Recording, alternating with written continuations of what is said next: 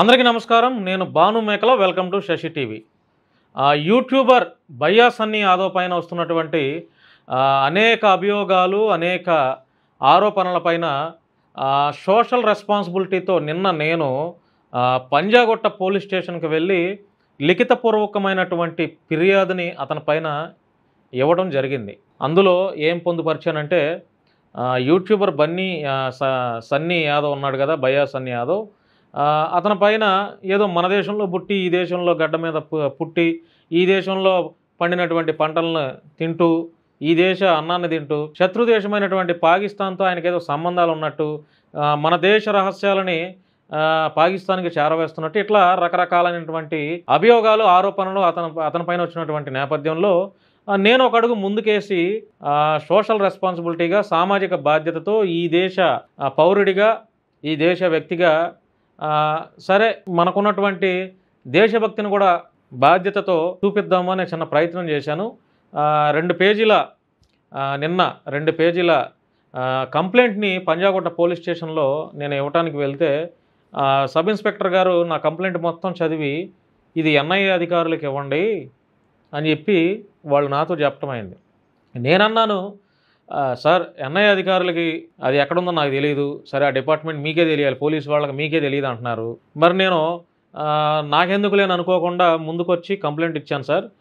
అతని మీద గతంలో కూడా betting apps, illegal betting apps promotion చేశాడని చెప్పి దాని ద్వారా ఇల్లీగల్గా డబ్బు సంపాదించాడు, 4 కోట్ల రూపాయలు పెట్టి ఇల్లు కొన్నాడు. మరి ఈ డబ్బు అంతా ఎక్కడి నుంచి వస్తుంది? అతని ట్రాన్సాక్షన్స్, అతని పేరెంట్స్ ట్రాన్సాక్షన్స్, లేదంటే అతని కుటుంబ సభ్యుల ట్రాన్సాక్షన్, బ్యాంక్ లావాదేవీలు ఇవి మొత్తం ఒకసారి మీ ద్వారా ఎంక్వైరీ చేస్తే తెలుస్తుంది సార్ ప్రజలకు కూడా. ఎందుకంటే అతని పైన అనేక అభియోగాలు, ఆరోపణలు వస్తున్నాయి. మరి ఎన్ఐఏ అధికారులు అరెస్ట్ చేశారనే ఒక ప్రచారం కూడా జరుగుతుంది. మరి అతను తెలుగువాడు, మన భారతదేశ పౌరుడు, మరి పాకిస్తాన్తో సంబంధాలు అంటే మామూలు విషయం కాదు కదా సార్, కొంచెం మీరు చూడండి, ఈ కంప్లైంట్ తీసుకోండి అని చెప్పి నేను ఆయన రిక్వెస్ట్ చేయడం జరిగింది. కానీ వాళ్ళు మరలా నా కంప్లైంట్ నాకు ఇచ్చేసి ఎన్ఐఏ అధికారులకు ఇవ్వండి అని చెప్పి అన్నారు. అది అలా ఉందండి పరిస్థితి. మనకెందుకులేని అనుకోకుండా, నాకెందుకులేని నేను అనుకోకుండా ఒక తప్పు జరిగినప్పుడు అందరూ అతన్ని తప్పుడుగా చెప్తున్నప్పుడు సహజంగా మరి అతని పైన అభియోగాలు, మరి లేకపోతే పాకిస్తాన్తో సంబంధాలు ఏంటండి? శత్రుదేశమైనటువంటి పాకిస్తాన్తో మనకేం సంబంధం చెప్పండి? ఏదైనా ఉంటే మన దేశం కోసం ఫైట్ చేయాలి, అంతేగాని తప్పు చేయకపోయినా పర్లేదు కానీ, మంచి చేయకపోయినా పర్లేదు కానీ తప్పులు చేయటం ఏంటండి మన దేశం పేరుతో? కరెక్ట్ కాదు.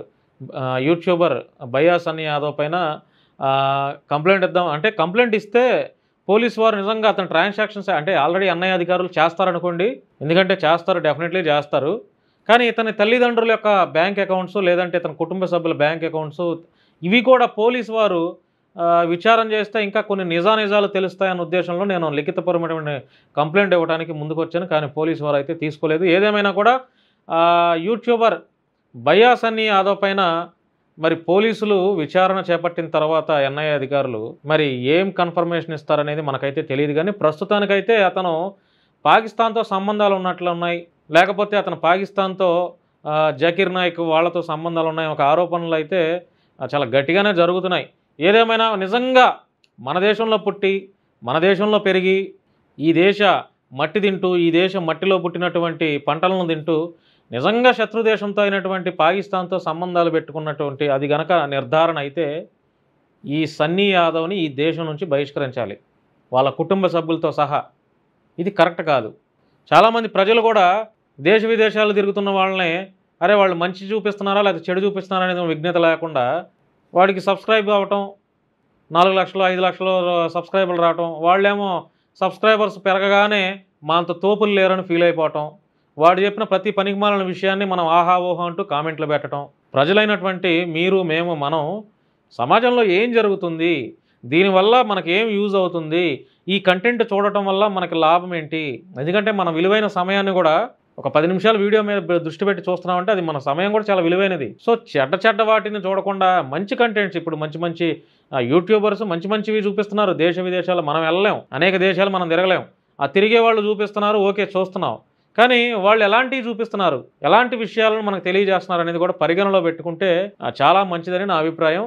యూట్యూబర్ బయ్యా సన్నీ యాదవ్ లాంటి వ్యక్తులు కూడా ఇంకా చాలామంది ఉన్నారు. టైం వస్తే ఏది ఆగదండి. ఒక టైం వస్తే ఏది ఆగదు.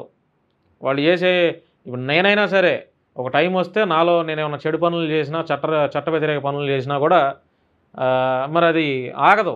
ఏదో ఒక రోజు బయటపడుతుంది. సో, ఈరోజు అతనిది బయటపడింది. అతను సపోర్ట్ ఇంకా దురదృష్టం ఏంటంటే అతను సపోర్ట్ చేసేవాళ్ళు కూడా కొంతమంది ఉన్నారు. వాళ్ళు మాట్లాడుతూ ఉన్నారు. మరి వాళ్ళు ఎందుకు సపోర్ట్ చేస్తున్నారో నాకైతే తెలీదు. ఏదేమైనా కూడా యూట్యూబర్స్ బయ్యా సన్నీ యాదవ్ పైన కంప్లెయింట్ ఇస్తే పోలీసు వాళ్ళు పంజాగుట్ట పోలీస్ స్టేషన్‌లో కంప్లెయింట్ అయితే తీసుకోలేదు. మరి ఎన్ఐఏ అధికారులు ఏం డిసైడ్ చేస్తారో అతని విషయంలో లోతుగా విచారణ చేస్తున్నారు కాబట్టి మరి వాళ్ళు కన్ఫర్మేషన్ ఇస్తే గానీ మిగతా విషయాలైతే మనకు తెలీదు. ధన్యవాదాలు.